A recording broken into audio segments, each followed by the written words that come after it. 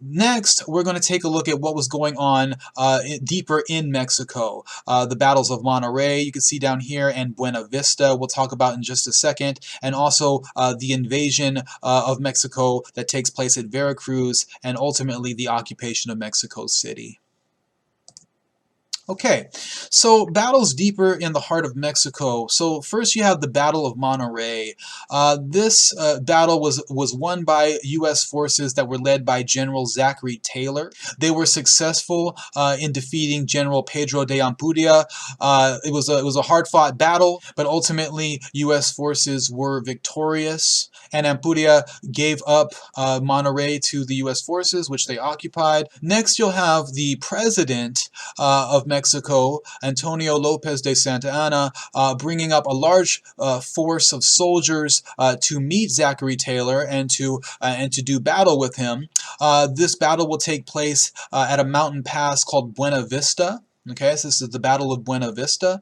And so Santa Anna arrives. He has a pretty large force, but they're not well equipped. Okay, they don't have a lot of food. Many soldiers will get sick and die just from marching from Mexico City up to Buena Vista. And so by the time they arrive there, they're really not in battle condition. And so Santa Anna actually will be defeated by forces under General Zachary Taylor. And Santa Anna will escape, but his army is defeated and he loses much of his soldiers, not just in the battle, but on the march home as well. Next, U.S. forces will decide to invade Mexico from the sea at Veracruz, right? So you can go to the map here.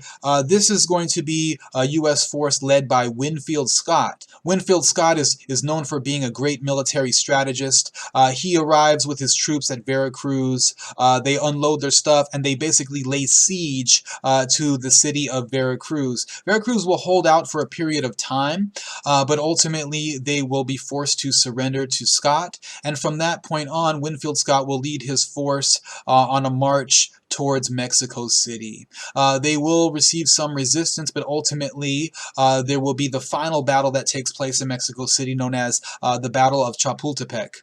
And in this battle, U.S. forces will be victorious. This is the final defeat of the president, Santa Anna. And ultimately, U.S. forces will occupy Mexico for about 9 months afterwards, right? They occupy the capital, Mexico City. And so that will eventually bring us to the end of the Mexican-American War.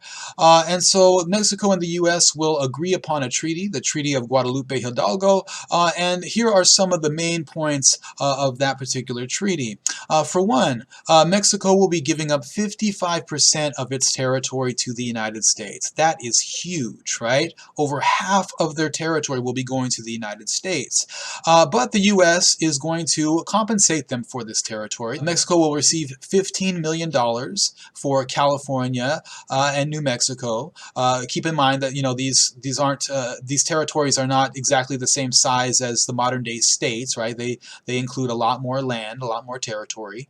The border of Texas will be agreed upon to be the Rio Grande River, right?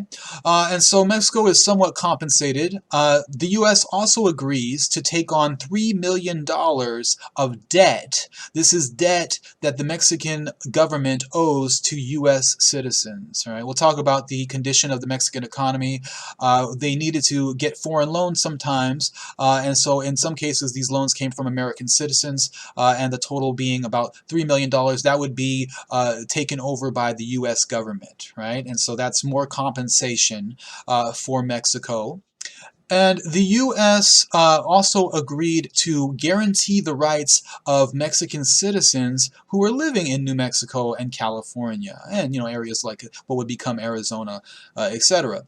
And so part of this guarantee to respect the rights of Mexican citizens was to respect their land rights. Right? They weren't. The U.S. was not supposed to go in and take over the lands of Mexican citizens. Every Mexican citizen who owned land there in California and New Mexico was supposed to maintain that land. They were supposed to keep that land. Right?